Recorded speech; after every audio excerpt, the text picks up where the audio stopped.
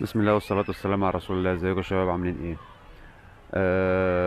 انا ماليش في الكورة قوي، بس يعني مبدئيا كده في كاس عالم شغال دلوقتي، ومبروك لقطر التنظيم، ومبروك حسن التنظيم، ومبروك حسن إدارة الماتشات، ومبروك لمنتخب السعودية. انا عرفت ان هو فاز تقريبا من يومين على ما اعتقد على الارجنتين متهيألي. يعني خطوة حلوة جميلة جدا طبعا، وعقبالنا عقبالنا بعد عمر قصير بقى ولا طويل، ربنا يسهل ان شاء الله. المهم نستكمل موضوع التعليم. كنت وهنقول على كذا حاجة كده يعني بالمرة واحنا ماشيين. أول حاجة، صدر الفترة اللي فاتت ديت قرارات من كذا إدارة تعليمية بحظر بيع مشروب غازي أو مشروب طاقة اسمه ستينج على ما أعتقد يعني، أو ستونج، حاجة زي كده، مشروب لونه أحمر كده. طلبة كتير جدا بيشربوه، هو شبه الريد بول كده. ده مش دعاية للشركة أو دعاية سيئة أو حسنة للشركة أو الأخرى، بس خدوا بالكم. أحب أقول لكم بس إن مشروبات الطاقة دي ما هي إلا آه، كالوريز عالية جدا، وبعض المواد الكيميائية اللي بترفع الضغط بشكل كبير، وبتسرع ضربات القلب بشكل كبير. فده القاتل الصامت. ناخد بالنا وناخد بالنا من ولادنا، ربنا يسترها علينا وعليهم يا رب وعلى الناس كلها. لان الضغط سواء منخفض او مرتفع بيقتلك في هدوء من غير ما تحس، بيبوظ لك اجهزه كتير في جسمك من غير ما تحس. تقدر تستشيرك في الكلام دوت الطبيب اللي انت تثق فيه، او الصيدلي اللي انت بتثق فيه، او اي حد دارس علوم بشكل كبير، يقدر يفيدك في الموضوع ده اكتر مني مليون مره. خلاصة الكلام، المواد اللي بنحطها في بطننا خدوا بالكم منها كويس قوي. مش كلها مصنعة بشكل كويس، مش كلها مصنعة بشكل جيد، مش كلها مخصصة للأطفال. ودي أهم نقطة، دي أهم نقطة اللي خلتني أتكلم في الموضوع ده، إن الأطفال هم اللي بدأوا يشربوا البتاع ده. فممكن الكبار ما يتضروش قوي لو صحتهم كويسة ومحافظين على صحتهم وبيشربوه باعتدال أو في أوقات معينة أو كلام من ده. ولكن للأسف الأطفال بقوا بيشربوه اللي هم لسه في سن نمو، واللي هم لسه في فترة نمو، واللي هم لسه ما وصلوش للاكتمال الجسدي والذهني والعصبي والعقلي، عشان يقدروا لما جسمهم يتفاعل مع الكلام دوت، ويقدر جسمهم يتغلب على المواد الكيميائية اللي داخلة جسمهم. دي نقطة. النقطة التانية بالنسبة لموضوع التعليم، كنا اتكلمنا شوية الفترة اللي فاتت عن التعليم طويل المدى، كنت عملت عنها فيديو. معلش هو كان فيديو توضيحي أكتر. بالنسبة للتعليم قصير المدى بقى، اللي هو العكس بتاعه. التعليم قصير المدى يعني إيه؟ يعني دلوقتي المدرب أو المعلم بتاع السباحة أو بتاع أي لعبة هينزل التمرين أو السيشن بتاعته، هيعلم مهارة معينة. المهارة دي هتتعلم في الوحدة دي وبس، وشكرا على كده. وهيكمل بعد كده حاجات تانية هتتبني عليها او مهارات تانية هتتبني عليها. مش هيفضل يبني حاجة على حاجة على حاجة على حاجة، مهارات بسيطة في الاخر تطلع مهارة مركبة معقدة في الاخر، عشان يبقى بيستخدم التعليم طويل المدى. لا، التعليم قصير المدى هي حاجة هتتعلمها في مرة وخلصت. خلاص انت اتقنتها، طالع من التمرين وانت متقنها بنسبة كبيرة جدا جدا جدا. طيب، ماشي، اوكي، انت اوريدي عملت كده. هل معنى كده ان انت مش هتحتاج ان انت تستخدم التعليم طويل المدى؟ لا، انت التعليم طويل المدى اوريدي بتستخدمه طول ما انت شغال. والا كانوا كل الناس يستخدموا التعليم قصير المدى، ترك ترك تمرينتين ثلاثة الولد بقى بطل. لكن ده ما ينفعش، لازم بيحصل في كل الالعاب الرياضية وخاصة السباحة ان انا بستخدم ميكس ما بين الطريقتين. بستخدم ميكس ما بين الطريقتين ازاي؟ ان انا اوريدي على اللونج ران او على المدى الطويل بستخدم التعليم طويل المدى، وانا شغال بستخدم التعليم قصير المدى للمهارات او لاجزاء المهارات او للمهارات التمهيدية اللي هتوصلني في الاخر ان انا اوصل المهارة للطفل. وخاصة ان الطفل اللي بينزل في السباحة او في الجمباز او في العاب القوة او في اي لعبة غالبا غالبا غالبا بيبقى سنه صغير في رينج 3 4 5 سنين، فلسه مش مستوعب انت بتتكلم في ايه. الا اذا الولد ده كان الاخ التاني او التالت وشاف كتير، قعد على التمرين كتير، شاف اخواته او اصحابه او قرايبه او اصحاب اخواته بيتمرنوا كتير، فبدأ يسترجع من خلال التغذية الراجعة بتاعته، من خلال الفيدباك اللي عنده، الحركات ديت، وهيبدأ هو ينفذها. طيب، هل معنى كده ان دلوقتي التعليم قصير المدى احسن ولا التعليم طويل المدى احسن، لا هي ما بتتقاسش كده برضو. هي بتتقاس ان انا تاني برجع اقول لكم ان انا بعمل ميكس ما بين الطريقتين.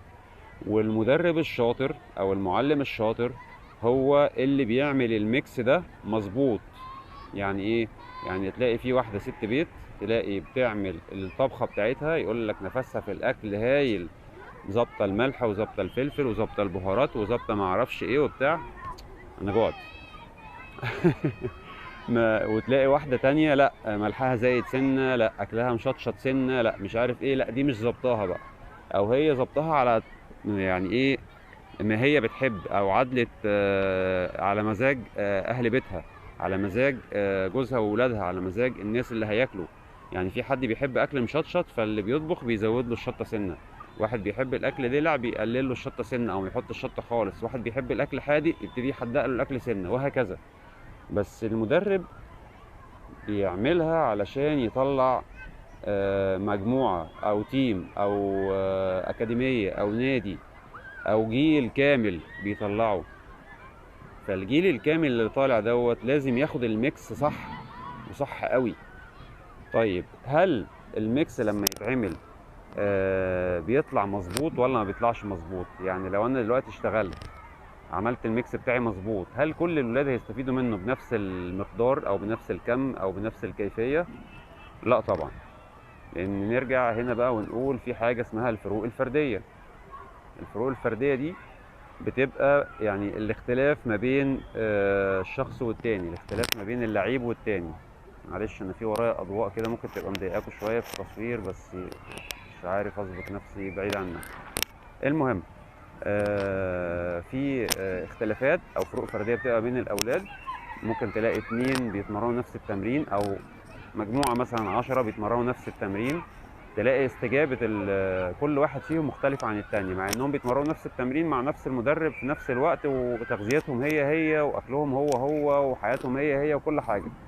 بتبان قوي في التوائم، لان التوائم توائم مولودين من نفس الاب ونفس الام في نفس التوقيت تقريبا، متغذين نفس التغذية، بيتعرضوا لنفس الظروف ونفس كل حاجة. تلاقي واحد من التوائم استفاد وبقى سريع جدا، استجابته بقت سريعة، وتلاقي واحد تاني استجابته أبطأ. طب ده نتيجة ايه؟ ده نتيجة الفروق الفردية. واحد تلاقيه بيتعلم بسرعة، واحد تلاقيه بيتعلم ببطء، واحد تلاقيه بيستجيب بسرعة، واحد تلاقيه بيستجيب ببطء.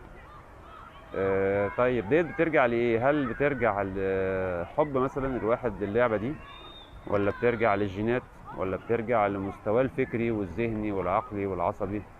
لا، ارجع واقول لك هي ميكس، كل حاجة كده مضروبة في الخلاط مع بعضها بتطلع في الاخر المنتج النهائي اللي هو اللعيب او الشخص اللي انت بتعلمه، بيطلع في الاخر اللعيب ده.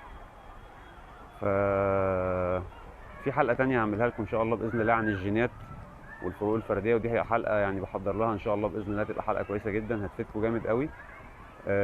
بس نرجع لموضوعنا دلوقتي، ان لما يبقى فيه فروق فردية ده بيبقى طبيعي.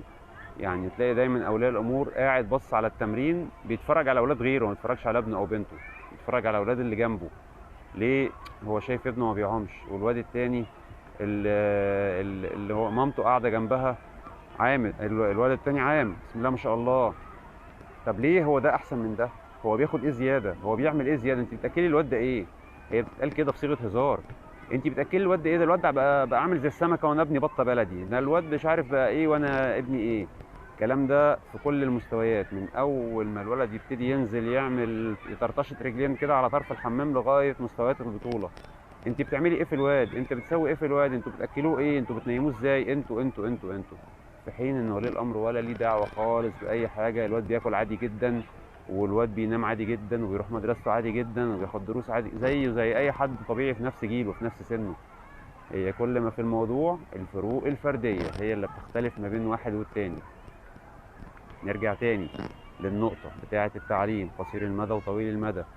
لازم ده نداء لكل المدربين وكل المعلمين، خاصة اللي لسه بادئين شغل، سواء بقى طلبة في تربية رياضية، سواء لسه بادئين في المجال، لسه بيبدأوا مشوارهم.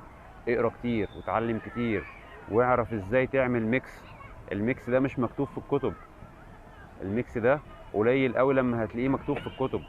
ومش هيقولك ازاي تعمل الميكس ده. الميكس ده من خبرتك انت. اقعد مع واحد اكبر منك واقدم منك وعنده درايه وعلم عنك واساله، هيبسطها لك، مش هيبخل عليك. واللي هيبخل عليك سيبه وما تسالوش تاني، ده بني ادم، انا اسف في الكلمه، يبقى ضعيف. القوي هو اللي بيفيد غيره، لان القوي مش خايف ان غيره يبقى احسن منه. بالعكس، ده انت لما انت تسالني وانا افيدك، انت تبقى احسن مني. بالعكس، ده انا احسن منك، لأن انا اللي فدتك، انا اللي اديتك العلم ده، واخد بالك؟ فاوعى تسال واحد دخل عليك في مره من المرات، ممكن يبقى مشغول او مش فاضي او ده يرجع يساله تاني. لكن اللي يتوهك ويعمل لك البحر طحينه ويقول لك لا او مش عارف ايه وابصر ايه ويقول لك اي كلام، ده ابعد عنه، ما تسالوش تاني. تمام؟ فنداء لكل المدربين والمعلمين: فيدوا غيركم زي ما غيرنا فادونا، انفعوا غيركم زي ما غيرنا نفعنا. زكاة العلم نشر يا جماعة، مش زكاة العلم ان انت تطلع بطل واثنين وثلاثة، لا. الشطارة انك تطلع مدرب واثنين وثلاثة واربعة وعشرة. يمكن انا بقول الكلام دوت عشان يمكن يعني بدأت اكبر في السن شوية، بس انا فعلا بقالي سنين بشتغل على نفسي ان انا اطلع مدربين، ما اطلعش سباحين. السباحين خلاص عديت المرحلة دي، بطلع سباحين بقالي سنين، خلاص نقلت على الخطوة اللي بعدها ان انا اطلع مدربين. وهي دي اللي انا شايفها فايدة. من فضلكم لو سمحتوا، اولياء امور، سباحين، مدربين، كل واحد ليه شغله، كل واحد ليه طريقته. مش معنى ان واحد شاطر يبقى وبيستخدم اسلوب معين او طريقه معينه يبقى هي دي الطريقه الصح، لا، مش دايما. ممكن واحد شاطر بيستخدم طريقه صح بس ما تجيبش نتيجه، واحد شاطر بس بيستخدم طريقه غلط مع واحد غلط تجيب معاه نتيجه صح. فالشطاره ان الواحد يعرف هو بيشتغل مع مين، عايز ايه عشان يعمله ازاي. هي دي الشطاره وهي دي الجدعنه، ان انت توظف العلم اللي في دماغك مع الشخص اللي قدامك علشان تطلع بيه في الاخر مع احسن نتيجه. واضح كده الكلام؟ فنداء لكل اولياء الامور: سيبوا المدربين يشتغلوا وفي الاخر خدوا النتيجه. سيبوا المدربين يشوفوا شغلهم وفي الاخر خدوا النتيجه. سيبوا المدربين يطلعوا اللي عندهم احسن ما عندهم وفي الاخر خدوا النتيجه. ما تتدخلوش في كل كبيره وصغيره. التدخل يبقى ليه حدود. لو انت شايف المدرب اسلوبه وحش مع ابنك، بيكرهه او بيتكلم معاه باسلوب مش لطيف او في حاجه مش مظبوطه، ده من حقك طبعا انك تتدخل، من حقك انك تستفسر، من حقك انك تعرف، ولكن في حدود. الحدود دي انت اللي بتحددها بينك وبين المدرب معاه هو. ما ينفعش ابقى انا مطلع عينه واجي في الاخر اقول له: يا كابتن، ها ايه الاخبار؟ الولد بقى شغال النهارده بالطريقه الكليه ولا بالطريقه الجزئيه؟ يا ترى التمرين النهارده هدفها ايه؟ يا ترى هدف الوحده التدريبيه النهارده ايه؟ يا ترى الموسم بتاعنا بادئ منين ورايح فين؟ لا طبعا مش هيرد عليك. الموضوع دوت محتاج دراسه سنين، سنين حرفيا، علشان تعرف تفهم الكلام اللي هيقوله لك. شكرا، وانتظروني في فيديوهات تانية جايه قريب، وفيديوهات اقوى من اللي فاتت ان شاء الله. سلام عليكم.